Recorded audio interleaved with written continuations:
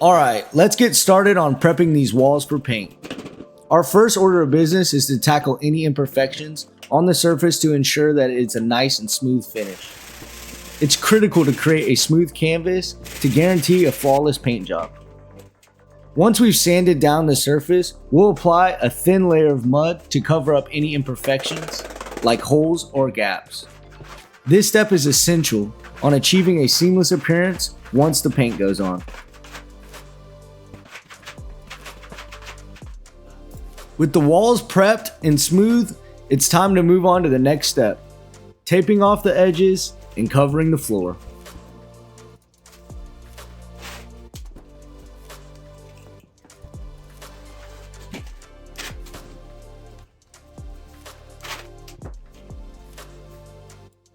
Now it's time to paint. We'll start by cutting along the edges with a brush and then use a roller to cover any of the larger areas. Remember to work in sections and overlap your strokes. This will ensure that you're getting the proper coverage that you need.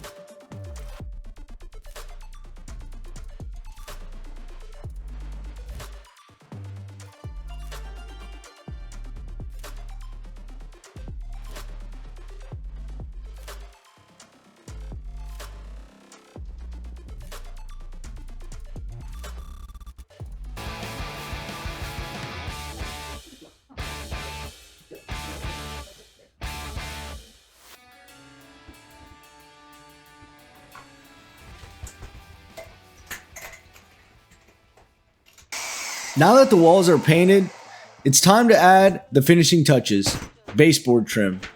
We'll start by cutting each end of the board trim at a 45-degree angle to create a clean and seamless joint at all of the corners. Once cut and positioned, I'll be attaching it using my brad nail gun.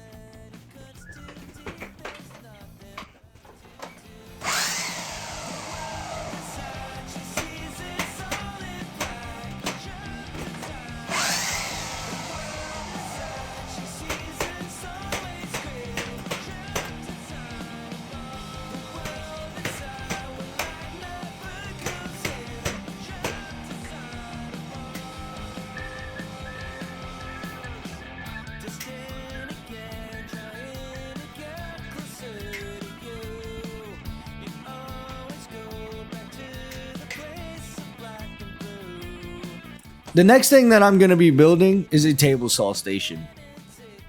I've sped up the footage and condensed parts of this video to save time. For the full step-by-step, head over to my main channel or click the link in the description. And remember, stick around to the very end of this video so you don't miss out on the final results. Trust me, it's going to be worth it.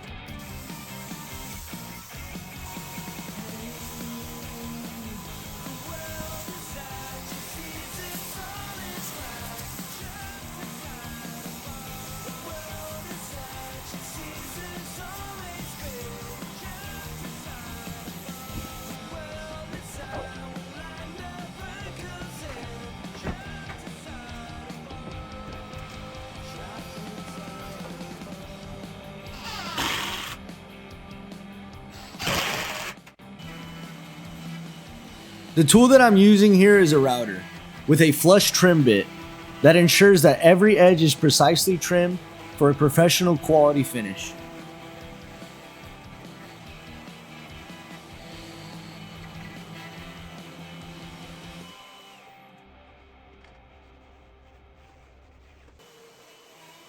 Now I'm using the same router to carve out a precise channel for my T-track system.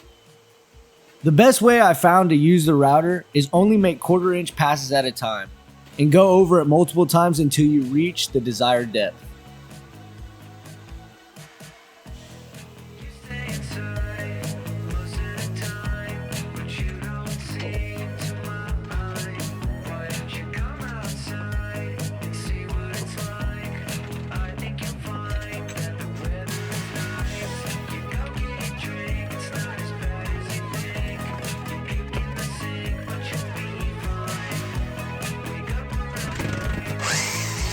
Now I'm expanding the workshop space by enclosing this wall.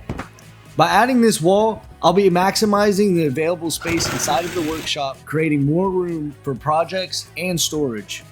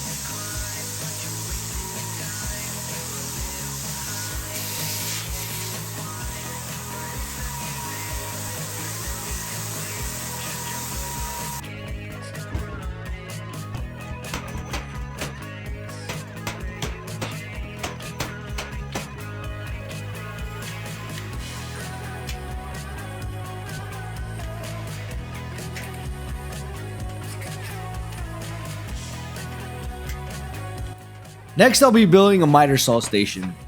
With a dedicated workstation, this should streamline the cutting process and improve efficiency inside of the workshop.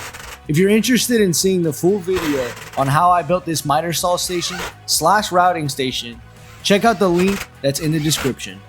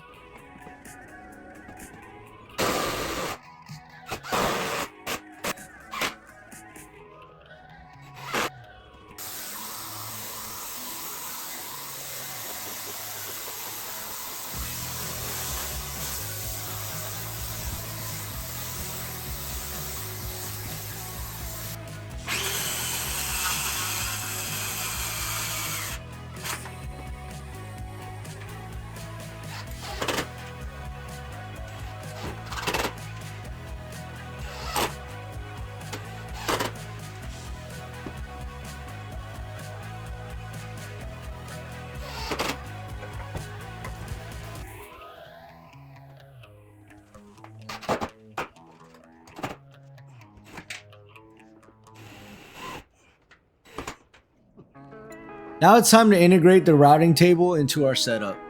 First up, we'll need to trace out its shape.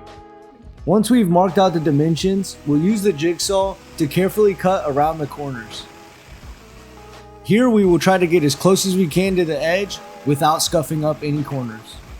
And then finally, make sure that we get Bella's approval.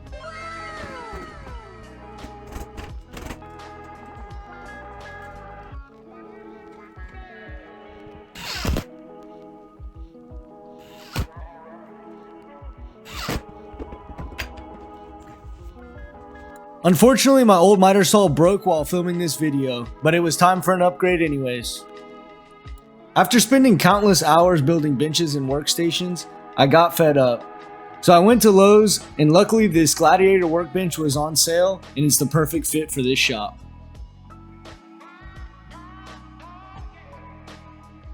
Alright, it's time to take the workshop organization to the next level with the installation of this power station. With all the power tools and gadgets that I use inside of this workshop, keeping everything organized and charged up is key. By creating this power station, I'll be streamlining my workflow and making it a lot easier to keep track of my tools and accessories. Plus, having everything in one place means less time searching for what I need and more time getting things done.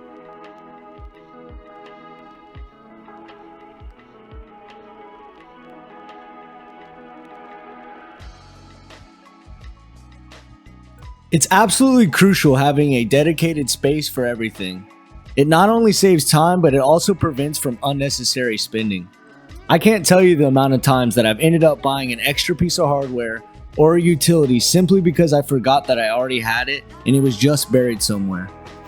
While I plan to expand the storage of this shop eventually, for now I believe that this setup will do the trick.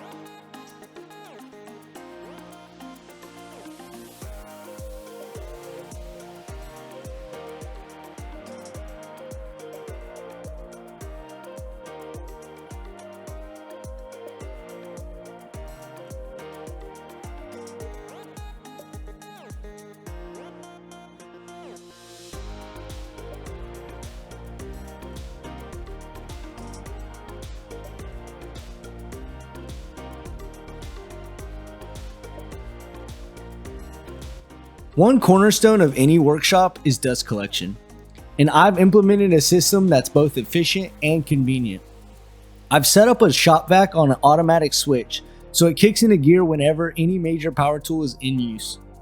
Plus, I've installed stop blocks on PVC pipes to ensure maximum suction to each tool. If you're interested on seeing more, click on the video that's in the description.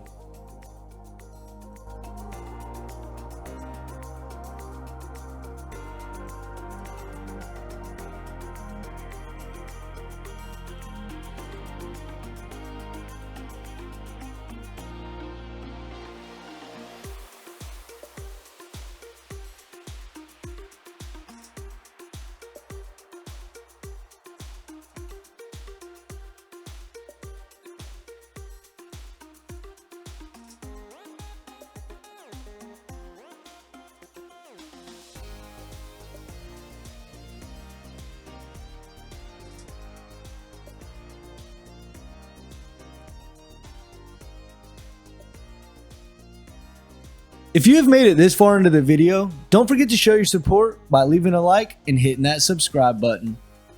Now that we covered all these amazing improvements, it's time to reveal the final results.